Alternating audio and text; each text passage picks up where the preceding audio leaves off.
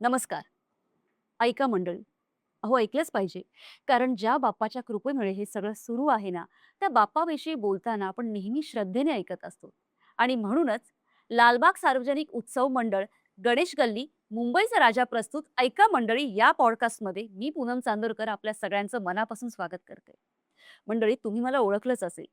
मी एक अभिनेत्री, निवेदिका आहे आणि आई कुठे काय करते या मालिकेमुळे तुम्ही मला ओळखत असाल. घराघरात पोहोचलेली तुमचं प्रेम आणि आशीर्वाद तुम्ही दिलेले त्यासाठी खरंच खूप खूप मनापासून आभार. मंडळी, या पॉडकास्टचं 4थं वर्ष आहे. मागच्या 3 पर्वांसाठी तुम्ही जे प्रेम दिलं, लाईक, शेअर आणि सबस्क्राईब केलं, तुमच्या ज्या कमेंट्स आमच्यापर्यंत पोहोचल्या ना, त्यासाठी सगळ्या रसिक प्रेक्षकांनी जो भरभरून प्रतिसाद दिला, जो आशीर्वाद आहे, त्यासाठी सगळ्यांचे पुन्हा एकदा मनापासून आभार मानते. मागच्या 3 पर्वांचा आढावा घ्यायचा ठरला, तर मंडळाचा इतिहास जाणून घेतला, कार्यकर्त्यांचा प्रवास जाणून घेतला, काही व्यक्तींचं मंडळाशी असलेले ऋणानुबंध काय आहेत ते जाणून घेतले. आणि या सगळ्यामध्ये मंडळाने जपलेली परंपरा, मूल्य, संस्कार हेही तितकंच महत्वाचं आहे आणि त्याचा उलगडा हळूहळू आपल्याला या पॉडकास्टमधून होत गेला. लाखो भाविक गणेशोत्सव अनुभवत असतात, पण त्यांच्या कथा, घडामोडी घराघरात पोहोचवण्याचं काम करत असतात ही माध्यमं. आणि म्हणूनच या माध्यमांवरील काही सशक्त व्यक्तिमत्वांना आज आपण इथे आमंत्रित केलेलं आहे. आज आपल्या बरोबर आहेत एबीपी माझावरील मुख्य वृत्त निवेदक आणि पत्रकार श्री अश्विन बापट. नमस्कार. नमस्कार. तसेच एबीपी माझा या वृत्तवाहिनीवरील प्रमुख पत्रकार आणि राजकीय घडामोडीचे अभ्यासक श्री वैभव परब, त्यांचंही स्वागत. आणि त्याच बरोबरीने TV9 मराठीवरील पत्रकार आणि प्रतिनिधी श्री निवृत्ती बाबर आज आपल्या बरोबर आहेत. तिघांचंही या पॉडकास्टमध्ये, ऐका मंडळी पॉडकास्टमध्ये खूप मनापासून स्वागत. कारण गमतीची गोष्ट अशी आहे की आपण नेहमी कॅमेऱ्यासमोर असतो, पण आज आपल्याला इथे अ, लालबाग सार्वजनिक उत्सव मंडळ, गणेश गल्ली प्रस्तुत यांनी जी संधी दिली आहे, मला संधी दिली इंटरव्ह्यू घेण्याची आणि आज तुम्ही कॅमेऱ्याच्या पुढे आहात. त्यामुळे तुमच्याकडून ह्या पूर्ण घडामोडींचं हे वृत्त कसं माध्यमातून जातं, मंडळ काय काम करतं, या सगळ्यांविषयी जाणून घ्यायचंय. पण सगळ्यात पहिला प्रश्न असा आहे अश्विनजी तुमच्यासाठी, की या मंडळाशी तुम्ही कसे जोडले गेलात? अ, सगळ्यात सुरुवातीला जसं तुम्ही म्हणालात, की एक वेगळा मंच आहे आमच्यासाठी बोलण्याकरता. तर या मंडळाचे मी आभार मानतो, की या निमित्ताने म्हणजे मी आणि वैभव तर इतकी वर्ष एकत्र आहोत आम्ही एबीपी माझाला. पण अशा गप्पा मारण्याचा योग कधी आम्हाला आलेला पहिल्यांदाच नाही. आलाय. पहिल्यांदाच आलाय. तर मंडळाचे आभार खूप, की या निमित्ताने हा निवृत्ती देखील नवीन पिढीचा एक ताज्या दमाचा पत्रकार आहे. त्याच्याशी या निमित्ताने ओळख झाली. तर खूप आभार मंडळाचे, की असं व्यक्त होण्याचा आम्हाला इकडे मंच मिळाला. ही गोष्ट मला वाटतं 15 या 16 वर्षापूर्वीची असेल. जसं तुम्ही म्हणाल, की या मंडळाशी किंवा मी तर म्हणेन मुंबईतल्या गणेशोत्सवाच्या कव्हरेजशीच जोडला जाण्याचं माझं 15-16 वर्षापूर्वीचा काळ आहे. अनुभव आहे. तर तेव्हा या मंडळाचे म्हणजे आताही ते ॲक्टिव्ह आहेत स्वप्नील परब सेक्रेटरी आहेत मंडळाचे. त्यांच्याशी ओळख झाली गणेशोत्सव समन्वय समितीचे अध्यक्ष दहीबावकर, ॲडव्होकेट दहीबावकर त्यांच्यामुळे. कारण मी एक तेव्हा संकल्पना घेऊन मुंबईतला गणेशोत्सव कव्हर करायचं ठरवलं होतं. संकल्पना अशी होती, की गणेशोत्सवादरम्यान अनेक मंडळी कव्हर करतात वेगवेगळ्या ठिकाणी जाऊन. पण गणेशोत्सवाआधीची जी तयारी असते या मंडळांची, कारण मी स्वतः मंडळांमध्ये काम करतो अजूनही, त्यामुळे मला माहिती आहे, की किती मेहनत करावी लागते. आपापले उद्योग व्यवसाय सांभाळून मग सजावटीचं काम असेल किंवा बाकीची काही कामं असतील, स्पर्धा घेणं याचं नियोजन असेल, मंडपाची देखरेख, बऱ्याच गोष्टी असतात. तर त्या आधीची जी तयारी आहे ना, तर मला असं वाटतं, की ती मेहनत लोकांपर्यंत यायला पाहिजे. असं मला तेव्हा कुठेतरी क्लिक झालं, कारण मी स्वतः आमच्याकडे ते बघत होतो, की 1-1.5 महिना आधी कशा मीटिंग सुरू होतात आणि मग दर शनिवारी मीटिंग झाल्यानंतरची एक आपली मीटिंग, मग कधी 2-3 वाजायचे रात्रीचं कळायचं नाही. आणि त्यामध्ये एक वेगळी मजा असते. एक काय म्हणूया आपण, एक वेगळं नातं त्या गणेशोत्सवामुळे निर्माण होतं. तर ते नातं उलगडण्याचा माझा प्रयत्न होता किंवा ती मेहनत कार्यकर्त्यांची लोकांच्या समोर यावी, म्हणून आम्ही एक संकल्पना घेतली होती. त्याचं नाव होतं आले गणराय. आणि ती संकल्पना घेऊन आम्ही वैभवला पण आठवत असेल तर मुंबईभर आम्ही सगळीकडे फिरले वेगवेगळी होते. मंडळी, हो. म्हणजे सुरुवातीला आम्ही 1-2 जण, मग बाकीची मंडळी पण आमचे रिपोर्टर्स त्याच्यात. मग बाकीच्या शहरांमध्ये आम्ही काही ठिकाणी पूर्वतयारी कव्हर करण्याच्या दृष्टीने पावलं टाकली. आणि तर तशी माझी या मंडळाशी ओळख झाली आणि स्वप्नीलशी परिचय झाला आणि तेव्हापासून मला वाटतं 15-16 वर्ष झाली हा प्रवास सुरू आहे. हे नातं राहिलंय आणि पुढेही राहणार आहे, माझी पुढेही खात्री राहणार आहे. आहे. नक्कीच. अ, वैभव, मला तुम्हाला विचारायचं की तुम्ही लालबाग सार्वजनिक उत्सव मंडळाशी कसे जोडले गेला? अर्थातच कव्हरेजच्या निमित्तानं एक हं. पत्रकाराने जेव्हा आम्ही मंडळांमध्ये जातो, तेव्हा एक कव्हरेजच्या निमित्तानं जातो. पण हळू-हळू जसं जसं कव्हरेज सुरू होत गेलं आणि गणेश गल्लीमध्ये जाणं वाढत गेलं, एक कौटुंबिक नातं तयार झालं त्यांच्यामध्ये. म्हणजे आजही मी हक्काने स्वप्नीलशी बोलतो. मुळात मीही परब आहे, स्वप्नीलही परब आहे. म्हणजे मी स्वप्नीलला आधी टीव्हीवर बघायचो अनेक वर्ष. तर म्हणत "याला आपला गाववाला आहे, चांगलं काम करतो गणेश गल्लीत." पण तेव्हा काही योग नव्हता. पण जसं-जसं आम्ही जायला लागलो, जसं-जसं आम्ही कव्हरेजच्या निमित्ताने बोलायला लागलो, आमची फॅमिली रिलेशन बनले. वाह! म्हणजे फार कमी लोकांचं असं होतं, की तुम्ही मंडळात जातात, अध्यक्ष भेटतात, सेक्रेटरी भेटतात, तुम्हाला हाल-शाल, फूल, फळ देतात, तुमचा सत्कार करतात. पुढच्या 11 दिवसानंतर ते तुम्हाला विचारत पण नाही. पण गणेश गल्ली मी अभिमानाने सांगतो, हे माझं दुसरं घर आहे.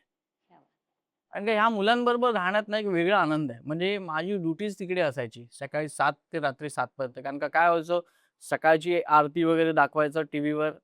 ते कव्हरेज. त्याच्यानंतर दुपारी मग कोणतरी सेलिब्रिटी वगैरे येणार. संध्याकाळी ह्या सगळ्या लोकांचा एक वेगळा उपक्रम असतो. सगळ्यांच्या माहितीसाठी सांगतो, की हे मंडळ आहे ना, दर दिवसाला वेगळ्या समाजाकडून आरती करतात. मग ते वेगवेगळी डिपार्टमेंटची लोकं असतील, म्हणजे फायर ब्रिगेड असतील, BMCचे सफाई कर्मचारी असतील, कधी-कधी पत्रकारांकडून करतात. तर मग असा दिवस निघून जायचा आणि काहीच वाटायचं नाही 12 तास, 14 तास तिथे थांबल्यानंतर. त्यामुळे मी म्हटलं, की माझं दुसरं घर आहे. म्हणजे मी अजूनही मला 12 वर्षाची मुलगी आहे. मी तिला घेऊन या गणपतीला जातो आणि नेहमी स्वप्नील तिच्या गळ्यात एक मुंबईचा राजाचा तो पट्टा आहे. तो घालून तिचा सत्कार करतो. माझे सगळे फोटो मी अजूनही जपून ठेवलेले आहेत. वाह! किती छान आठवणी या निमित्ताने इथे येत आहेत. कारण गणेश गल्ली, मुंबईचा राजा प्रस्तुत या पॉडकास्टमध्ये बोलताना मुळात त्याचा उद्देश असा आहे, की आता जसं सांगितलंय, की कौटुंबिक जिव्हाळ्याचं नातं निर्माण झालंय आणि मला सांगायलाही आवडेल, की ह्या 4थ्या पर्वातलं हा पहिला भाग जो आहे, 3 पर्वावरही लोकांनी इतकं भरभरून प्रेम केलं. मुंबईचा राजा काय आहे? एक शान आहे आणि ती जी परंपरा आहे, मला वाटतं मंडळाचं यश कशामध्ये असेल, तर ती परंपरा, मूल्य आणि हे संस्कार जपून ठेवलेत, जसं आता वैभव तुम्ही सांगितलं. आजच्या दमाचे पत्रकार मला निवृत्ती तुमच्याकडे यायचंय, की रिपोर्टिंग सुरू केलं असेल किंवा काय, तर तेव्हाचा गणेशोत्सव किंवा आणि आत्ताचा गणेशोत्सव किंवा सुरुवातीचा पत्रकारिता करताना काय वेगळेपण जाणवतं का? ॲक्चुअली मी 2019-20ला माझं मी जर्नलिझम पूर्ण केलं आणि त्यावेळेस कोविडचा काळ होता आणि कोविडच्या काळामध्ये गणेशोत्सवाच्या खूप मीटिंगा व्हायच्या, की गणेशोत्सव साजरा करायचा की नाही करायचा. त्यावरती मीटिंगा व्हायच्या, मुख्यमंत्री होते, अनेक मीटिंगा ऑनलाईन व्हायच्या आणि त्यावेळेस सुरुवातीला मी ह्या मंडळाशी त्यावेळेस जोडला गेलो. कारण बैठकीला गणेशोत्सव समन्वय समिती यायची. काही जण मोठमोठी मंडळं, आता लालबागमधल्या सर्व मंडळांना इन्व्हाईट केलं जायचं, बोलावलं जायचं. त्यावेळेस सर्व मोठमोठी मंडळं आली. इतर मंडळांनी सामाजिक उपक्रम घेतले आणि त्यावेळेस सुरुवातीला 2020ला मला आठवतंय 4 फुटांची मूर्ती ठेवली होती मंडळाने आणि त्यावेळेस मी लाईव्ह करत असताना सर्वांना वाटायचं की सर्वात मोठी मूर्ती म्हणून गणेश गल्लीकडे बघितलं जातं, मुंबईच्या राजाकडे बघितलं जातं. पण सर्वांसाठी तो एक भावनिक क्षण होता की 4 फुटाची मूर्ती आणि आम्ही पण खालीच उभं राहिलो होतो. आम्ही पहिलं वरती उभे राहायचो आणि लाईव्ह करायचो. पण ती 4 फुटाची मूर्ती आणि आम्ही ते सर्वांना भावनिक क्षण वाटत होता, की कोरोनामुळे कसं ही परिस्थिती निर्माण झाली, कोरोनामुळे हे झालंय. पण त्या काळात देखील त्यावेळेस देखील त्या मंडळानं त्यावेळेस गणेश गल्लीनं त्यावेळेस देखील गणेशोत्सव साजरा केला आणि त्यावेळेस मी पहिल्यांदा म्हणजे बैठकीच्या वेळेस माझं स्वप्नील परब असतील, किरण तावडे असतील, इतर कार्यकर्ते असतील, त्यांच्याशी बोलणं व्हायचं. तुमची भूमिका काय आहे याच्यासाठी एक 1.5 महिना आम्ही कंटिन्यू त्यांच्या संपर्कात होतो आणि त्यावेळेस मी त्यांच्याशी पहिला जोडला गेलो आणि त्यावेळेस त्यांनी चांगला उपक्रम चांगले घेतले. आणि तुमचा प्रश्न ज्या पद्धतीने की त्यावेळचा गणेशोत्सव, आताचे गणेशोत्सव, आम्ही तर खरं तर कोविडपासूनच आमचा गणेशोत्सव बघायला सुरुवात झाली. कोविडपासून मी पत्रकार म्हणून गणेशोत्सव बघतोय आणि त्याच्या अगोदर दर्शनाला आल्यानंतर सर्व गणेश बाप्पांच्या दर्शनाला जायचं. पण मुंबईच्या राजाला दर्शनाला येण्याचं मुख्य कारण असायचं की मुंबईच्या राजाचं दर्शन पण व्हायचं. मुंबईच्या राजाचे देखावे वेगवेगळे असायचे आणि मुंबईच्या राजाला जास्त मराठी सेलिब्रिटी जास्त कनेक्टेड आहेत. ही एक त्यावेळेस मी कॉलेजमध्ये असताना एक गोष्ट हे व्हायची की मराठी सेलिब्रिटी जास्त कनेक्टेड आहेत. मराठी सेलिब्रिटी बघण्यासाठी आपल्याला त्यावेळेस एक वेळ मिळतंय. हिंदी सेलिब्रिटी काही जण येत आहेत. आता 350 जेव्हा रायगडचा राज्याभिषेक सोहळा ज्यावेळेस झाला 350 तेव्हा महाराजांच्या रूपामध्ये मुंबईचा राजा विराजमान झाला होता. ते बघण्यासाठी एवढी लोकं आली होती. त्यानंतर मराठी सेलिब्रिटी येण्याचं मुख्य कारण आमचं हे असायचं की म्हणजे पत्रकारितेच्या अगोदर की राजा पण बघायला मिळतोय आणि मराठी सेलिब्रिटी पण बघायला मिळतात. कारण की त्यावेळेस कॉलेजमध्ये असायचो आणि कॉलेजमधून आल्यानंतर की सेलिब्रिटी पण आणि गणपती पण दोन्ही एकाच वेळी व्हायचे. त्याच्यामुळे येण्याचं हे मुख्य कारण आमचं त्यावेळेस असायचं. अगदी खरं आहे. मला वाटतं, की आता जसं सांगितलं, की एक महत्त्वाचा मुद्दा, सगळ्यात महत्त्वाचं वाटतं, की गणेश गल्लीचं मुंबईच्या राजाचं दर्शन व्हायचं. दर्शन व्हायचं हा तो जो एक अधोरेखित शब्द आहे तो मला खूप महत्वाचा वाटतो, भव्य देखावे. अशी मला तुम्हाला विचारायचं आहे कारण अ, तुम्ही आधीपासून पत्रकारिता करत आहात आणि फील्डच्या बाहेर सगळी कामं केलेली आहेत. तर काय बदल जाणवतोय का ह्या ह्याच्यामध्ये गणेशोत्सवाच्या काळामध्ये किंवा मंडळाच्या कामामध्ये?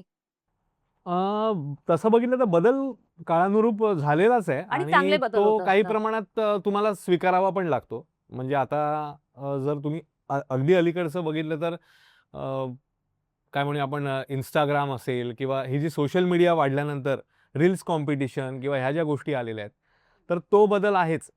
पण त्याच्याबरोबर मी म्हणेन की खास करून म्हणजे गणेश गल्लीचं मंडळ असेल किंवा मी स्वतः गिरगावातला आहे. तर तिकडची पण काही जी मंडळं आहेत ना, तर तो जो धार्मिक भाव जपणं आहे किंवा जसं वैभवनी आता सांगितलं एक नातं निर्माण होतं. म्हणजे आता आम्ही पण कधीही स्वप्नीलला फोन केला, यांच्या कार्यकर्त्यांना फोन केला, तर तो अटेंड केला जातो किंवा जर तेव्हा त्यांना फोन उचलता आला नाही, तर तो समोरून फोन येतो. आणि मग हे जरुरी नाहीये की ते कव्हरेजचंच काम असेल. काही वेगळ्या गोष्टी किंवा अगदी साधा बाबा काय कसं चाललंय, मग तयारी कुठे सुरू झाली. तर मला असं वाटतं हा जो धागा जपणं आहे ना, हे फार महत्त्वाचं असतं. आणि गणेशोत्सवासारखा उत्सव हे तेच नेमकं काम करत असतो किंवा तो त्याचा खरं म्हणजे ती एकजूट दुवा आहे, निर्माण होणं. बांधणं आहे ते. खरंय. तर तो एक त्याचा महत्त्वाचा हेतू पण आहे. तर त्याच्यामुळे काळानुरूप झालेले बदल ती वेगळी गोष्ट आहे. पण मी इकडे बघतो तर ते वेगवेगळ्या काय म्हणूया आपण ऐतिहासिक संकल्पना जसं ह्याने सांगितलं, की मूर्तीच्याच बाबतीत असेलच, पण सजावटीच्या बाबतीत देखील वेगवेगळ्या संकल्पना घेऊन ही मंडळी येत असतात. आणि मग त्यांचं ते नियोजन हा देखील एक मला असं तो वाटतं फार महत्वाचा मुद्दा महत्त्वाचा आहे. घटक आहे. कारण इतक्या मोठ्या प्रमाणात जेव्हा तुम्ही उत्सव करत असता, तेव्हा तुमची मॅनेजमेंट फार परफेक्ट लागते. मग अगदी बाप्पाच्या दर्शनाजवळची टीम असेल किंवा तुमच्या एंट्रीची तुमची गणेश गल्ली जिकडून सुरू होते तिथपासून ते त्या दर्शनापर्यंतची टीम किंवा बाकीच्या गोष्टींचं नियोजन. कारण अनेक मोठमोठी मंडळी जसं ह्याने सांगितलं सेलिब्रिटी आहेत त्यासोबतच अनेक मोठी मंडळी वेगवेगळ्या क्षेत्रातली उपस्थित राहत असतात. तर त्यांना देखील व्यवस्थित दर्शन आणि त्याच वेळी गणेश भक्त जे नेहमीची मंडळी मंदिरात येतात असतात. त्यांचं देखील दर्शन व्यवस्थित चालू राहणं. तर हे फार एक मोठं मला असं वाटतं टीमवर्कचं उत्तम उदाहरण आहे. आणि त्या दृष्टीने देखील इकडे मी बघतो तर चांगली काळजी घेतलेली असते किंवा आम्ही काही आता स्वप्नीलला किंवा या मंडळींना जर काही सुचवलं एखादं, तर तो तो बदल किंवा ते सूचना आहे ना सकारात्मक पद्धतीने घेतली जाते. मला असं वाटतं ते फार महत्त्वाचं आहे, की तिकडे असं कुठलंही वाटलं जात नाही, "अरे हे काय आपल्याला सांगतायत." तसं नाहीये. कारण तो उत्सव आणखी चांगला होण्याच्या दृष्टीने मी जसं म्हटलं तसं, की एक टीम म्हणून जर तुम्ही गेलात, म्हणजे इकडे आम्ही रिपोर्टिंग किंवा याच्यासाठी येतो, आमचं काम करतो, आम्ही जातो.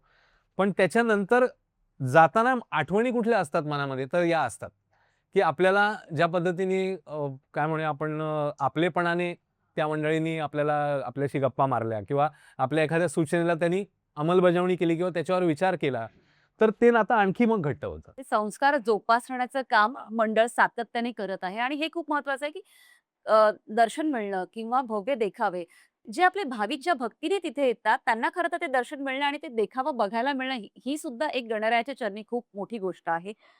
वैभव मला तुमच्याकडे यायचंय, की गणेशोत्सवाच्या काळात पत्रकार म्हणून खूप विशेष तयारी करावी लागते. म्हणजे स्टुडिओमध्ये ठीक आहे, पण फील्डवर जेव्हा आपण काम करतो, तेव्हा ते सगळं टिपणं किंवा त्यातले काही क्षण बरोबर घराघरामध्ये पोहोचवणं हे खूप महत्वाचं असतं. काय सांगाल? बघा, उत्सव हा 11 दिवसांपुरता नसावा ह्या मताचा म्हणजे हे मंडळ पण आहे, मी पण आहे आणि सगळेच असतात.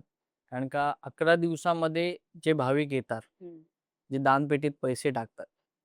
तर मी अभिमानाने सांगेन, की गणेश गल्ली आहे ना, ह्या पैशाचा सदुपयोग दरवर्षी जेव्हा महाराष्ट्रात कुठलंही संकट आलेलं असेल ना, तेव्हा ते ह्या दानपेटीतला सगळ्यात मोलाचा वाटा ते दान करतात आणि मला वाटतं तुम्ही स्वप्नीललाही विचारा, कधीही विचारा, ते करत आलेले आहेत. कसं आहे, नुसती गणपतीची मूर्ती दाखवणं आमचा हेतू नाहीये. तर गणपतीच्या मूर्तीच्या मागे काय काय चालतं? आहे? गणपतीच्या मूर्तीसोबत त्यांचं मंडळ काय-काय काम करतं. म्हणजे गणेश गल्लीमध्ये जाणारा माणूस म्हणजे मी आजही गणेश गल्लीतल्या गणपतीला रांगेतून जातो. का तर देखावा बघायला मिळतो, की वाह! सिस्टम आहे त्याची एकदम सुरळीत जाण्याची. म्हणजे मला व्ही-व्ही-आय-पी कल्चर आहे. मला सगळीकडे तेवढा मान-सन्मान मिळतो. पण मी गणेश गल्लीत मुलीला खांद्यावर बसवतो. कारण का ती एक आपली प्रथा परंपरा आहे मराठी, की तिला सगळं दाखवत लाइटिंग वगैरे. तर तो सुरळीतपणा आहे. तर हा सुरळीतपणा पण तेवढाच टेलिकास्ट झाला पाहिजे. हं. म्हणजे मी गणपतीचं आगमन ते विसर्जन पूर्ण 11 दिवस त्या मंडळात असतो. माझं दाखवण्याचा प्रयत्न काय, की गणपती निघाला, पण तो गणपती किती सुखरूप चाललाय. कार्यकर्ते कसे वाट करून देत आहेत. समजा एखादी ॲम्ब्युलन्स येते एखाद्या वेळेला, तर त्याला वाट करून दिलेली असते. तर तो व्हिडिओ किंवा तो सीन कॅप्चर करून तुम्ही जेव्हा समाजासमोर दाखवता ना, तेव्हा मंडळातल्या मुलांची कॉलर अशी एकदम टाईट होते. यार आपलं मंडळ दिसलं. म्हणजे काय तुम्ही फक्त गणपती दाखवू नका. खरंय. तर गणपती उत्सवामागची जी भावना आहे ती दाखवली पाहिजे. प्रथा परंपरा कशा जोपासल्या आहेत ते दाखवलं पाहिजे आणि एका वाक्यात सांगायचं झालं ना, तर टॉवरमधली लोकं चाळीत येतात हो दर्शनाला. सोप्या भाषेत.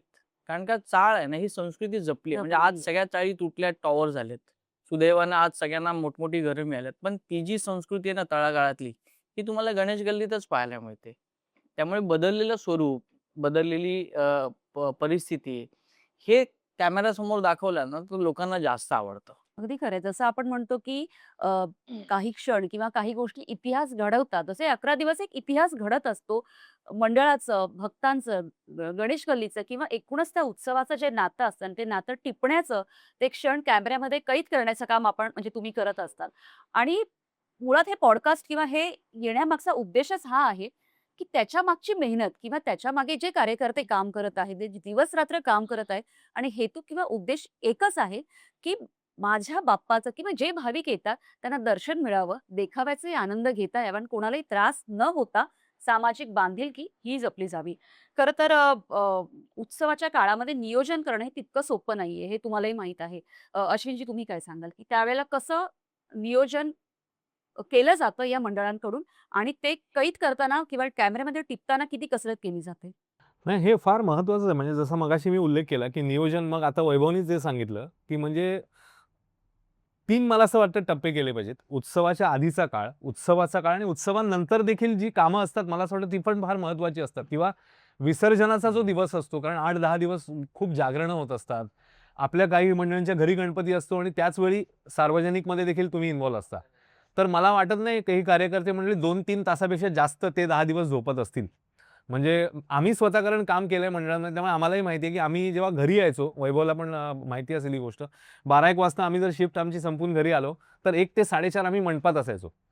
गप्पा, मंडपात गप्पा गेल्याशिवाय फक्त. चैनच नाही आणि पडणार तुम्हाला. म्हणजे मला असं वाटतं, की सगळ्यात जास्त ऑक्सिजन त्या काळात कुठे मिळतो ना, तर तो मंडपात. मंडपामध्ये मिळतो. आणि म्हणजे जो जो सगळा क्षीण असतो तुमच्या काय म्हणूया आपण पूर्ण दिवसाच्या कामाचा, तो त्या काय माहिती नाही त्या मंडपामध्ये काय आहे एक असं. एनर्जी, एक उत्साह वेगळाच म्हणजे मंडपाचे बांबू पडले हां. का तो अंगात संचारतो ना, तशी एक्झॅक्टली. हाच परिस्थिती आहे. शब्द योग्य आहे. संचारणं हां. किंवा तो उत्सव अंगामध्ये भिनणं. भिन्न. म्हणजे तो साधा स्टेजच्या फळ्या मारायला जरी आवाज आला ना आम्हाला, तरी म्हणजे आज मी ऑलमोस्ट आता 3-4 वर्ष झाली आमची बिल्डिंग रिडेव्हलपमेंटला गेली आहे. त्यामुळे ती चाळ वगैरे आत्ता आमची नाहीये. आमची आता टॉवर होतोय. पण ते जे आम्ही जगलोय ना काळ, मला असं वाटतं की तो काळ आम्ही कधीच विसरणार नाही. म्हणजे काहीच काम आणि नसतं. सगळेजण मॅनेजमेंटमध्ये तो ठोकणारा ठोकत, पण आपण तिथे असंच हां. उभं राहायचं बघत. अरे तो एक वेगळा गणपती आनंद. आल्या. हां, मला वाटतं तो ही पिढी खूप भाग्यवान आहे. हो. म्हणजे आता या पिढीने किती बघितलंय? नाही, नियोजनाचं मी जवळून अनुभवलंय. 350वा जो राज्याभिषेक सोहळा होता आणि त्यावेळेसच हे झालं होतं, की राजे महाराजांच्या रूपामध्ये बाप्पा होता आणि त्यावेळेस रात्री शेवटचा दिवस होता.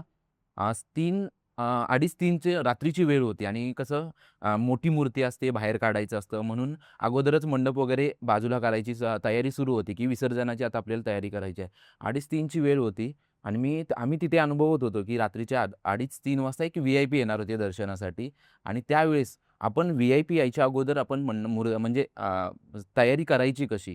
आणि त्यासाठी सर्वांची धाकधूक होती. कधी येणार? मग आपण कधी तयारी करणार? कधी आपण मूर्ती बाहेर काढणार? कधी मूर्ती वेळेत जाणार?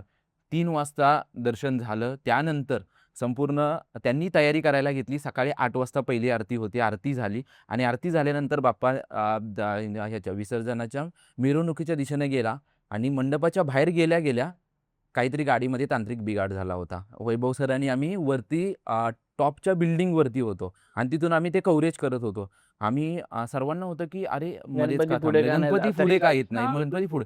पण कार्यकर्त्यांच्या चेहऱ्यावरती काही चिंता नव्हती. सर्वजण व्यवस्थित नियोजन करत होते.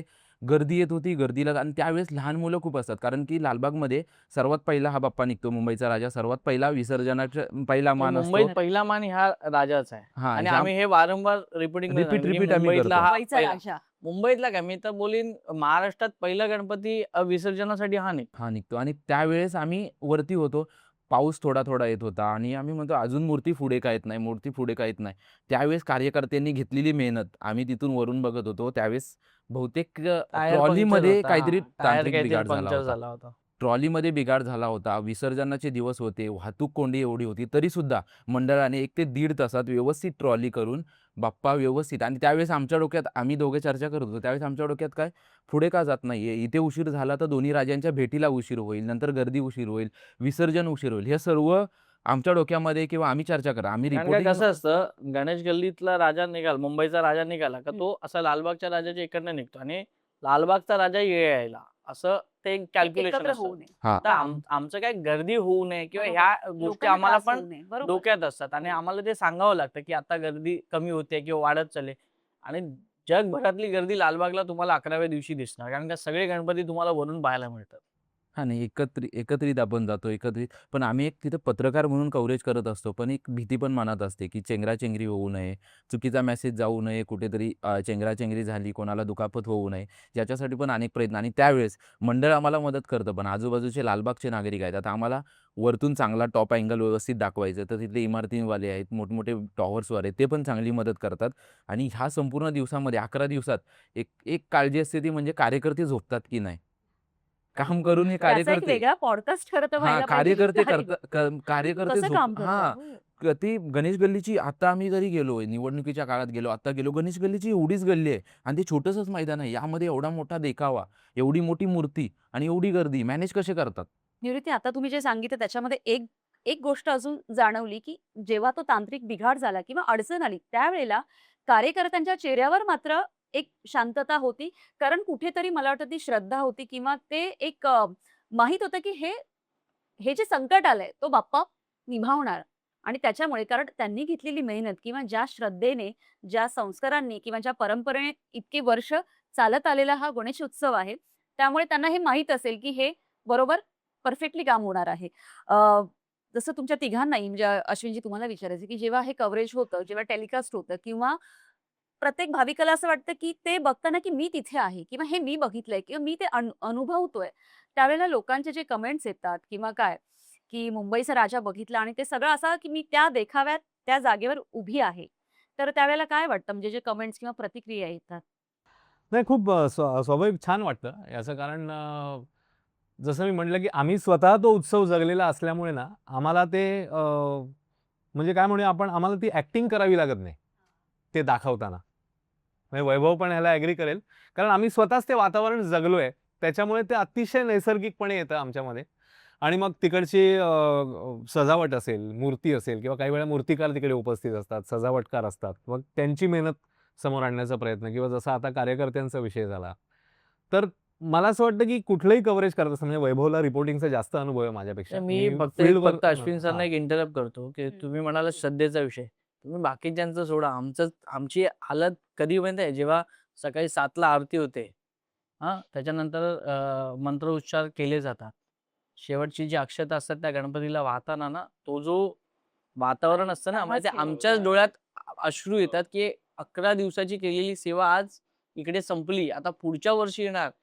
म्हणजे अंगावर काटा आला आता हां, मी माझ्या तेच म्हटलं ॲक्चुअली. ऐकतानाच हे होतंय माहिती. म्हणजे हे सोपं नाहीये. हे एक नातं असतं तुमचं नाही, हे आणि खूप हे तुम्ही भक्तांचं तर सोडा. भक्त तर आम्ही ढसाढसा रडताना बघितलेत. हो. पाया पडताना, मूर्ती बघताना आणि खूप परंपरेगत भक्त येत असतात. म्हणजे तुम्ही बिलीव्ह नाही करणार कुठल्या राज्यातून येतात, म्हणजे कुठल्या जातीचे असतात, पातीचे असतात, हा विषयच नाही राहत तिथे. तो भक्त म्हणून येतो तिथे आणि त्या भक्ताच्या चेहऱ्यावर जे दिसतं ना, ते बघून तुम्हाला अजून त्यातली भावना अजून वाढत जाते. नाही, म्हणून मी मगाशी म्हटलं ना, की तो जो मंडप आहे ना, मंडप म्हणजे तुम्ही तो बाप्पा असतानाचा मंडप आणि त्याच्यानंतर विसर्जन झाल्यानंतर त्या मंडपाचं म्हणजे जाऊच आमचा एक शकत मित्र नाही आहे तुम्ही त्या. वैभव, आमच्या बिल्डिंगमध्ये. तो मुलगा विसर्जन झाला की दुसऱ्या दिवशी त्याच्या दुसऱ्या घरी निघून जायचा. का तर त्याला तो म्हणजे आम्हालाही ते फील व्हायचं. कारण स्वाभाविक आमची मूर्ती विसर्जन झाली की तो जो चौरंग आपण आणून ठेवतो, तो रिकामा चौरंग बघणं हे होऊच फार शकत नाही. म्हणजे अंगावर म्हणजे मी ती कल्पनाच नाही करू शकत. कारण मी परत रात्री दुसऱ्या दिवशी जेव्हा ऑफिसवरनं घरी यायचो, तेव्हा सामसूम मंडपामध्ये आणि तो रिकामा चौरंग मला ते बघवतच नाही. म्हणजे आता वैभव जसं बोलला ना, तर ही जादू आहे ना, ही गणेशोत्सवाची जादू आहे. आणि हे काय म्हणूया आपण, ते कार्यकर्ते असतील किंवा बाप्पा आपल्याकडनं जे करून घेतो करून ना, घेतो. त्यातली ती तो जो एक धागा आहे, तो आम्ही अनुभवतो नेहमी. खरं आहे. जसं तो गणेश गल्लीने जोडलाय धागा. गणेश गल्लीने जोडलाय. खरं सुरुवातीला म्हटलं की हे बाप्पा सगळं करून घेत असतो आणि करण्यामागे मला वाटतं बाप्पाही एकच बघत असेल की त्याची म्हणजे श्रद्धा काय आहे किंवा किती प्रामाणिकपणे ते करत आहे. आणि हे सगळे गणेश गल्लीचे कार्यकर्ते, हो. मुंबईच्या राजाचे कार्यकर्ते मला वाटतं त्या प्रामाणिकपणे ते करत आहे. म्हणूनच आज 99 वर्ष ही परंपरा सुरू आहे आणि पुढच्या वर्षी शतक महोत्सवामध्ये पदार्पण करत आहे. 1977 पासून उंच मूर्तीची मुहूर्तमेढ रोवली गेली आणि मुंबईच्या राजाची मूर्ती प्रत्येकालाच माहिती आहे. आणि मला वाटतं अश्विनजी तुम्हाला की मूर्ती साच्यामधून केली जात नाही, बनवली जाते. हे आणखी त्या मूर्तीचं वैशिष्ट्य आहे. वैशिष्ट्य आहे. काय सांगाल? हो, काय खरं ते वाटतं? पण आहेच मूर्तीचं वैशिष्ट्य. आणि अजून एक त्याच्यातला मुद्दा म्हणजे मी आत्ताच मगाशीच या कार्यकर्त्यांशी बोललो तेव्हा की अ, ही अशी मूर्ती आहे की ती त्यांच्या ठिकाणीच बनवली जाते. म्हणजे अनेक मूर्ती आहेत ज्या कारखान्यातून आणल्या जातात. कारखान्यातनं, कार्यशाळेतनं मग त्या मार्गस्थ होतात मिरवणुकीतनं. पण ही मूर्ती तिकडेच बनवली जाते. आणि मग तिकडे जाऊन पण त्यामुळे त्या मूर्तिकारांशी बोलणं असेल, कार्यकर्त्यांशी बोलणं असेल किंवा मूर्ती घडताना बघणं ना, मला असं वाटतं हा पण एक वेगळा प्रवास आहे. म्हणजे वैभव पण त्याला साक्षीदार आहे, मीही आहे. कारण पहिला दिवस म्हणजे आता मातीपूजन, पाटपूजन ह्या संकल्पना आता आल्या. पण 10-15 वर्षापूर्वी जेव्हा काहीच नव्हतं ते. प्रत्यक्ष मूर्ती सुरू आणि त्यानंतर जेव्हा प्रथम दर्शन आपण घेतो, तर तो जो एक प्रवास असतो ना, तो पण एक फार वेगळा असतो. सगळ्यात महत्वाचं म्हणजे मुंबईच्या राजाचे जेव्हा डोळे बनवले जातात ना, तेव्हा तुम्ही नाही, कधीतरी या हातामधलं फुल बघायला. ती ओळख वेगळी. हातामधलं असं फुल प्रत्येकाच्या वॉलपेपरवरती जरी राजा असला तरी अनेकांच्या वॉलपेपरवरती आम्ही हातामधलं फुल असलेला वॉलपेपर बघितलाय. म्हणजे ती एक वेगळी ओळख. आणि या वर्षीचं 99वं वर्ष आहे आणि रिलीजमध्येच त्यांनी दाखवले की पंढरपूर साकारणार आहेत. सर्वांना आतुरता आहेत ती खरं तर. आतुरता आहे की आता काय? पंढरपूर वाह! म्हणजे वारी आत्ताच झाले. सर्वजण वारीच्या याच्यातून आलेत आणि पंढरपूर साकारणार आहेत. मागचे 2 पण गेल्या वर्षी रामेश्वरम असेल, रायगडचं असेल, चांगले मोठमोठे देखावे साकारले होते. यावर्षी आम्हाला पण आतुरता आहे की पंढरपूरची वारी कशा पद्धतीने कशा साकारली पद्धतीने होणार जाते. आहे. जसं आता निवृत्ती यांनी सांगितलं की भव्य वेगवेगळे देखावे सादर झालेले आहेत. कारण मुंबईचा राजा आपण म्हणू शकतो की त्यांनी ट्रेंड सेट केलेला आहे आणि आता ट्रेंड हे खूप प्रचलित आहे. तर याविषयी सांगायचं तर उंच मूर्तीचा ट्रेंड मुंबईच्या राजाने सेट केलेला आहे. भव्य देखावा जसे वेगवेगळे आता देखावे सांगितले. मंडळ एक आर्ट फेस्टिव्हल करत असतं. आय थिंक अश्विनजी तुम्ही ते कव्हर केलेलं आहे. हो. त्याविषयी सांगा जरा. हो, आर्ट की एक फेस्टिव्हल वेगळा उपक्रम आहे तो. खरं आहे. आणि आणि तेव्हाही माध्यमं कव्हर करतात. हो, माध्यमं कव्हर करतात आणि मला असं वाटतं परत तोच मुद्दा आहे. म्हणजे आता आमच्या मुलांची जी पिढी आहे, ती इंग्लिश मीडियममध्ये शिकणारी किंवा सीबीएसई, सीबीएसई, आय-सी-एस-ई अशा टीममध्ये अशा शाळांमध्ये शिकणारी पिढी. म्हणजे हे बोलत असताना मी हे आवर्जून सांगेन, की वैभव पण, मी पण, आम्ही आमच्या घरी मराठीमध्ये स्तोत्र आमच्या मुलांना शिकवणं असेल कंपल्सरी. किंवा पूजा करताना काय आपण करतो हे दाखवण्याचा प्रयत्न असेल किंवा आता माझ्या घरी तर माझ्या मुलीला आम्ही आवर्जून सांगतो, की तू शिवतांडव स्तोत्र किंवा ही जी स्तोत्र आहेत वेगवेगळी, जी गणेश स्तोत्र आहे, गणपती स्तोत्र, प्रणम्य शिरसा वाम असेल, हे तुम्ही म्हटलं गेलं पाहिजे. म्हणजे तुमचं शिकण्याचं माध्यम भले इंग्रजी माध्यम असेल, पण मराठीची आपली जी नाळ आहे ती तुटता कामा नये, ती घट्ट राहिली पाहिजे. तर ते फार महत्वाचं आहे. तर त्याच्यामुळे फेस्टिवल कडे आपण आर्ट येऊया. फेस्टिवल कमिंग बॅक ना. Two festival. तर ते का महत्वाचं आहे? परत तोच मुद्दा, की ही पिढी इंग्लिश मीडियममध्ये किंवा या शाळांमध्ये शिकते, पण त्याच वेळी या फेस्टिवलमध्ये हे जे मी आर्ट फेस्टिवल अटेंड केलं 2 वर्ष, तर त्याच्यामध्ये शस्त्रास्त्रांचं प्रदर्शन असेल किंवा मग वाईल्ड लाईफ, त्याच्यानंतर बाकीची जी प्रदर्शन आहेत, म्हणजे आपल्या ज्या गोष्टी आहेत, आपला जो ऐतिहासिक ठेवा आहे, तर मला असं वाटतं तो जपण्याचा तिकडे केलेला प्रयत्न. मग तिकडे काही त्यांची तज्ञ मंडळी असतात, ती स्वतः त्या शस्त्रांबद्दल किंवा छत्रपती शिवाजी महाराजांचं जे सैन्य आणि याचं जे सामर्थ्य होतं त्याच्याबद्दल खूप आपुलकीने माहिती देतात तिकडे. आणि आज इंग्लिश मीडियममध्ये किंवा आज जसं वैभव म्हणाला आय-सी-एस-ई, सी-बी-एस-ई ह्या वेगवेगळ्या बोर्ड्समध्ये शिकणाऱ्या मुलांना ही माहिती फार महत्त्वाची आहे. कारण ही आपली संस्कृती आहे. हे इतकी महान परंपरा आपल्याला लाभलेली आहे, हे त्यांना माहिती होणं फार महत्त्वाचं आहे. तर त्या गोष्टी असतील किंवा अगदी साधं सोपं सांगायचं तर आज इन्स्टा आणि सोशल मीडियावर सगळी मंडळी आहेत. पण आम्ही तो काळ बघितलाय किंवा आम्ही मी रेडिओत पण काम केलंय. तर तो अगदी ट्रान्झिस्टरचा फील देणारा तिकडे त्यांनी प्रतिकृती उभारलेली असते किंवा ज्या जुन्या गोष्टी आहेत, मग सायकल असेल किंवा डबेवाले आहेत मुंबईचे, जो एक फार महत्त्वाचा घटक आहे किंवा अगदी कटिंग चहा, मला असं वाटतं ते पण तुम्ही प्रतिकृती केली होती. तर तो समाज प्रबोधन हां. करण्याचं कामही त्यातून सार्थक म्हणजे व्हावे हां, म्हणजे उत्सव तर आहेच. पण काय म्हणूया आपण एक सामाजिक जी बांधिलकी, म्हणजे काय म्हणूया आपण ती विणणं आहे ना जे, ते मला असं वाटतं हे फेस्टिवल फार महत्त्वाची भूमिका बजावतात. आणि म्हणून मी पण आवर्जून सांगेन की अशा फेस्टिवलना आपण आपल्या मुलांना घेऊन गेलं पाहिजे, कारण त्यांना ती संस्कृती कळते. सो आपण म्हणतो की मुंबईच्या राजाने एक वेगवेगळे ट्रेंड सेट केलेले आहेत. भव्य मूर्तीचा ट्रेंड, आर्ट फेस्टिवलचा ट्रेंड, विसर्जन म्हणजे प्रबोधनाचा ट्रेंड. तर मुंबईचा राजा इक्वल टू काय म्हणू शकतो आपण? एक obvious trend maker. Trend maker. अगदी हो. खरं आहे. आणि त्याच्यामध्ये मी ऍड करेन फक्त की ट्रेंड मेकर तर आहेच, म्हणजे काळानुरूप ज्या गोष्टी होत आहेत त्या आहेतच, पण भक्ती, नंतर संस्कृती आणि समाजभान, मला असं वाटतं की याचा संगम झालेला इकडे आढळतो. आणि गणेशोत्सव किंवा एकूणातच उत्सवाचं हेच तर खरं काय म्हणूया आपण गमक आहे, की या गोष्टी जर एकत्र आल्या तर त्याचा आनंद आपण सगळे घेऊ शकतो आणि ती परंपरा मग अखंड सुरू राहते. पुढच्या पिढीकडे जसं धावण्याची स्पर्धा असते की ती बॅटन द्यायची असते, तर आता ही कार्यकर्ते, एक कार्यकर्ता जेव्हा दुसऱ्या म्हणजे आमच्या वडिलांनी आमच्याकडे दिले, आता मी आमच्या मुलीकडे जर ती देणार असू, तर ती बॅटन देताना कशी द्यायची आहे, तर हे सगळं एक त्यांना दर्शन घडवून द्यायचे. तर परंपरा मला आहे असं ती वाटतं की जोपासण्याचं हां, काम ते करत भक्ती, म्हणजे खरंच संस्कृती आणि समाजभान एक हे फार संस्कृती महत्त्वाचं परंपरा असतं. एका पिढीकडून दुसऱ्या पिढीकडे देण्याचं काम हां. ही मंडळ करत आहेत. खरं तर आता हे जेव्हा आपण चर्चा करत आहोत, निवृत्ती तुम्हालाही विचारायचं मला की मुंबईचा राजा मार्गस्थ होतो. मगाशी खूप छान अनुभव सांगितला की हं. पहिला मान मिळतो. बहुश्रुत आहे आपलं सगळ्याचा आणि खूप अभिमानाची गोष्ट आहे. तर त्याच्या वेळेलाही खूप नियोजन आणि तयारी करावी लागते. नाही, निवृत्तीने खरं सांगावं, की विसर्जनाला निघाल्यानंतर आम्ही एका स्पॉटवर जातो. हां. तिकडे तो काय करतो? आता हे तर ऐकावंच लागेल. नाही जेव्हा त्या दिवशी ना आमची 6ची शिफ्ट असते सर्वांची. हां. कारण की इतर सर्व गणपती निघत असतात. ट्रॅफिकमध्ये आपल्याला आणि फसायचं आदल्या दिवशी नाहीये. आम्ही झोपलेलो आम्ही नसतो. आदल्या दिवशी झोपलेलोच नसतो. हां, आम्ही तिथे direct जायचंय येतो. सकाळी 6ला ऑन फील्ड जायचंय. ऑफिसकडून सर्व प्रोव्हाईड केलं जातं. आम्हाला पहिलं असतं की लालबागमध्ये गर्दी होते. आपल्याला नियोजन करायचंय. लालबाग तेव्हा भारतमाताचा सिग्नल आहे. त्या भारतमाताच्या सिग्नलवरती खूप मोठ्या प्रमाणात पोलीस असतात. गाड्या सोडल्या जात नाहीत. करी रोडकडे जाणारा एक रोड, पुढे लालबागकडे जाणारा रोड. इकडून या मागून आपल्या मिंट कॉलनीकडून या साईडून आपला मुंबईचा राजा येणार असतो.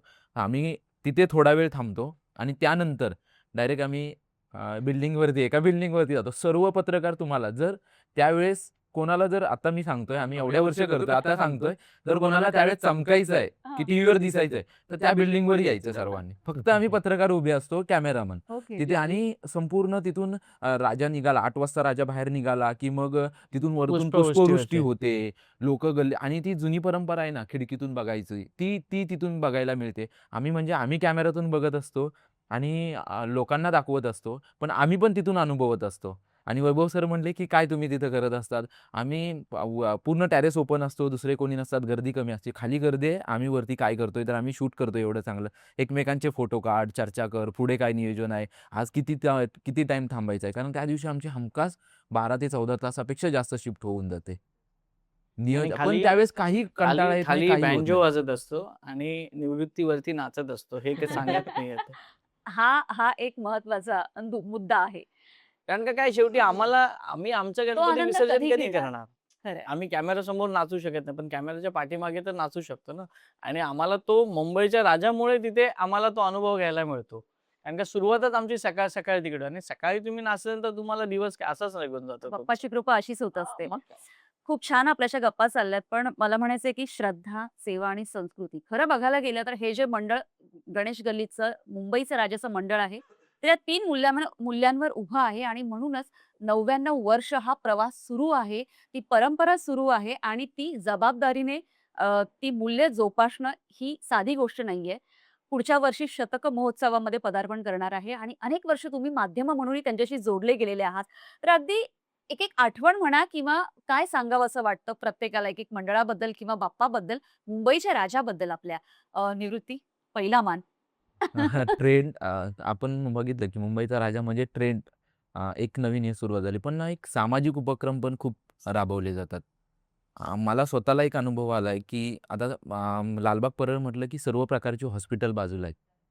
मुंबईच्या राजाच्या कार्यकर्त्यांना अध्यक्ष असो, सचिव असो, इतर कोणताही खालचा बॉडीमधला कार्यकर्ता, साध्यातला साधा कार्यकर्ता, कधीही त्यांना फोन करा. जर हॉस्पिटलच्या रिलेटेड त्या ठिकाणी काम आहे. पहिले धावून येणारा हे कार्यकर्ते असतात. दुसरं जसं सरांनी सांगितलं की आर्ट फेस्टिव्हलची नवी संकल्पना आहे. पण जुन्या गोष्टींना पण आपण विसरून चालणार नाही. कारण जुन्या गोष्टीमध्ये रक्तदान शिबिर असतील, हेल्थ चेकअप असतील, पूर्ण फॅमिली चेकअप, हेल्थ चेकअप असेल, ह्या सर्व गोष्टी हे गणेशोत्सव मंडळ पार पाडतायत आणि मेन की ह्याच गणेशोत्सव मंडळांमधून कार्यकर्ते घडतायत, याच गणेशोत्सव मंडळामधून राजकारणी घडतायत, याच गणेशोत्सवामधून पुढे नगरसेवक, आमदार, खासदार होत आहेत. ह्या मंडळाला तर खरी मोठी मोठी परंपरा आहे. आताचे अध्यक्ष आहेत ते नगरसेवक आहेत, अगोदरचे होऊन गेले ते आमदार होऊन गेले. लालबागच्या गणेशोत्सव मंडळाशी सर्व नाते हे कनेक्टेड आहेत. सामाजिक उपक्रम तर रक्तदान शिबिर असेल, जेव्हा कधीही आपल्याला माहिती आहे की रक्ताचा तुटवडा निर्माण होतो, त्याचवेळी यांना कधीही फोन करा, आमच्याकडे उपलब्ध आहे. कारण की मोठमोठे रक्तदान शिबिर असतील, आरोग्य शिबिर असतील, ह्या मंडळाकडून हे केले जातात. आणि आम्ही पत्रकार आहोत म्हणून आम्हाला लगेचच दिलं जातं असं नाही. आम्ही त्यांच्याशी कनेक्टेड आहोत म्हणून आम्हाला बोललं जातं. आम्हाला नंतर त्यांच्याशीच कनेक्ट करून ते पुढे सेवा पुरवली जाते. त्याच्यामुळं जरी ट्रेंड नवीन सेट होत असतील तरी हे जुने जे समाजोपयोगी आहेत, सेवाभावी आहेत, हे देखील ट्रेंड त्यांच्यासाठी चांगले आहेत. आणि जेव्हा महाराष्ट्रात कुठेही एखादं संकट येऊ द्या, तेव्हा हीच मंडळं उभी राहतात. लालबागमधलीच सर्व मंडळं जी आहेत ती उभी राहतात, मदत करतात. जे हवं नको ते हीच मंडळं बघतात. अगदी खरं. अश्विनजी काय सांग? खरं आहे, हाच मुद्दा फार महत्त्वाचा आहे. कारण आपण गणेशोत्सव म्हणजे मग जसं आपण मगाशी म्हटलं, भक्ती आहे, संस्कृती आहे, कला आहे, कलेची देवता, तर कलाधिपती आपण म्हणतो. तर ते तर आहेच. पण एक जो सामाजिक अंग आहे त्याचं ते फार महत्त्वाचं आहे. आणि मला आठवतंय आमच्या म्हणजे मंडळातर्फे पण आम्ही एक मध्ये उपक्रम केला होता. तेव्हा स्वप्नीललाच आम्ही तिकडे पाहुणा म्हणून बोलावलं होतं. आणि एक वृद्धाश्रम आहे. तर तिकडच्या आजी-आजोबांना आम्ही त्या दिवशी तिकडे बोलावलं होतं. त्यांना आमच्याकडनं औषधं त्या ते त्यांनी जे आम्हाला नेमून दिली होती त्यांचा आम्ही साठा दिला. आणि त्यावेळी आम्ही त्यांच्यासाठी एक कराओके म्हणून एक संगीत मैफल ठेवली होती. आणि त्यावेळी स्वप्नीलला बोलावलं होतं, की म्हणजे त्यांचं हे मंडळ फार मोठ्या स्केलवर ते सामाजिक उपक्रम करत असतात. तर आम्हाला पण थोडंसं त्यातून मार्गदर्शन मिळावं आणि एक आमच्याकडून खारीचा वाटा म्हणूया आपण. कारण सामाजिक काम हे फार मोठा शब्द होईल. पण ह्या उत्सवाचा तो एक फार महत्त्वाचा अंग राहिलेला आहे. तर मला असं वाटतं, की स्वप्नीलने तेव्हा पण खूप छान आम्हाला माहिती दिली होती, तिकडे अनुभव सांगितले होते. आणि 100 आता जसं मी म्हणते 99, 100 आता शतक महोत्सव. शतक महोत्सवी तर बरोबर. हे हा जो काय म्हणूया आपण, हे जे बीज रोवलं गेलं होतं, त्याचा आणखी मोठा वटवृक्ष होऊ दे पुढच्या काळामध्ये. आणि ज्याच्यामध्ये अर्थातच सामाजिक उपक्रमाचा वाटा माझी खात्री आहे खूप मोठा असेल. तर त्याकरता मी मंडळाला खूप शुभेच्छा देईन, की असंच एक दिशादर्शक म्हणूया किंवा लोकांना प्रेरणादायी काम. मग ते मंडळालाच असं नाही, एखादा घरचा माणूस किंवा एखादं कुटुंब पण त्यामुळे कदाचित प्रेरित होऊन मी माझ्याकडनं एखाद्या मुलाचा शैक्षणिक खर्च उचलेन किंवा असं काहीतरी जर त्याच्या मनात आलं, तर तिकडे तो उत्सव सफल होत असतो. तर मला असं वाटतं, की या मंडळाला मी तशा शुभेच्छा देईन, की असंच छान काम, प्रेरणादायी काम त्यांच्याकडनं होत राहू दे. सामाजिक उपक्रम होत राहू देत आणि हा जो धागा आहे किंवा हा वृक्ष जो आहे तो आणखी प्रचंड प्रमाणात विस्तारू दे. नक्कीच. या चौथ्या पर्वात एक ट्रेंड मेकर म्हणून मुंबईचा राजा आहे. 99 वर्ष झाली शतक महोत्सवाकडे पदार्पण होणार आहे. काय वैभव काय सांगणार? मी एका वाक्यात सांगेन, गणेश गल्ली म्हणजे साधेपणा. वाह! कारण का सांगतो, कारण का आम्ही एवढं फिरतो, मला काय कोणावर टीका करायची नाही किंवा कुठल्या मंडळाबद्दल मला बोलायचं नाही. आपण जे पण सांगतोय ते फक्त गणपती आला ना, हो. की कोणतरी एक तिथे किडा असतो, की त्याच्या गळ्यात अशा अख्ख्या जाड-जाड चैनी असतात कार्यकर्त्याच्या. तो असा गेटवर उभा राहतो जसं की मीच माझा गणपती. म्हणजे सगळ्याच मंडळामध्ये असं पण असतो. त्याच्यामुळे काय होतं, मंडळाची इमेज खराब होते. तुम्ही गणेश गल्लीत कधीही या. 11 वाजता या, सकाळी 12 वाजता या, मध्यरात्री 3 वाजता या. रांगेत उभं राहिल्यानंतर तुम्हाला गणपतीपर्यंत अतिशय सन्मानाने वागणूक दिली जाते. हे या कार्यकर्त्यांच्या साधेपणाचं गमक आहे. आणि त्यामुळेच 99 वर्ष हे मंडळ इथपर्यंत आलंय. आणि मी हात जोडून मंडळातल्या सर्व कार्यकर्त्यांना विनंती करतो, की तुमच्याकडून कुठलाही अनुचित प्रकार घडू देऊ नका, जेणेकरून तुमची 99 वर्षांची जी परंपरा आहे, त्याला कुठेतरी गालबोट लागेल. काय होतं, बाहेरून कोणतरी एखादा येतो, मस्ती करतो आणि मग ते मंडळाला निस्तरावं लागतं. त्यामुळे हे जे गमक आहे ना साधेपणाचा, आणि दुसरी गोष्ट म्हणजे गणपती हा गणेश गल्लीतला मुंबईचा राजा 11 दिवसांचा नाहीच आहे. हा 365 दिवस आहे. तुम्ही जा कधीतरी गणेश गल्लीमध्ये. त्यांच्याकडे नवरात्र असतं, त्यांच्याकडे दांडिया असतो, त्यांच्याकडे श्रावण असतो, त्यांच्याकडे गटारी पण असते, त्यांच्याकडे डिसेंबर आला का नवीन वर्ष सेलिब्रेशन असतं, सगळं असतं. म्हणजे रक्तदान शिबिर वगैरे हे तर सोडा, पण त्यांनी जे फॅमिली जोपासल्यात ना, त्या पण कधीतरी जाऊन बघा. म्हणजे 11 दिवस आलात आणि गेलात असं नका करू. तर त्या लोकांमध्ये काय साधेपणा आहे, कशी ती लोक साधी राहतात, कशी ती आपल्या आलेल्या भक्तांचा सन्मान ठेवतात, हे पण खूप मोठं आहे. त्यामुळे गणेश गल्ली @ 365 दिवस गणेश गल्ली म्हणजेच साधेपणा. बस. क्या बात आहे. खरंच लालबाग सार्वजनिक उत्सव मंडळ, गणेश गल्ली, मुंबईचा राजा. प्रस्तुत या ऐका मंडळी या पॉडकास्टमध्ये तुम्ही तिघांनी इतक्या छान मनमोकळ्या गप्पा मारल्यात. म्हणजे मी असं म्हणते, की आपण दरवेळेला ही प्रसार माध्यमं, जी मीही त्याचा एक भाग आहे, तुम्ही आहात, त्यांच्याकडून एक जबाबदारीची माहिती पुढे जाणं किंवा एक आपल्या जबाबदारीची जाणीव असणं खूप महत्वाचं आहे आणि अनेक ऑफ द कॅमेरा गोष्टी पण आम्हाला कळल्या. त्यासाठी खरंच खूप खूप मनापासून आभार मानते आणि आपल्या ह्या मुंबईचा राजा या ट्रेंड मेकरला जे शतक महोत्सवी वर्ष येणार आहे, त्या आपल्या सगळ्यांकडून आणि सगळ्या प्रेक्षकांकडूनही खूप खूप शुभेच्छा. पण असं नुसतं आभार मानून चालत नाही. गणेश गल्लीची एक स्टाईल आहे. ती अशी आहे, की बोल बोल बोल बोल 22 फूट वाले की जय. याच्याशिवाय मजा नाही येणार गणेश गल्लीला. खरंय. बातमीच्या पलीकडे जाऊन गणेशोत्सवाचे विविध पैलू जाणून घेण्याची संधी आपल्याला मिळाली. त्या तुम्हा सगळ्यांचे पुन्हा एकदा खूप आभार.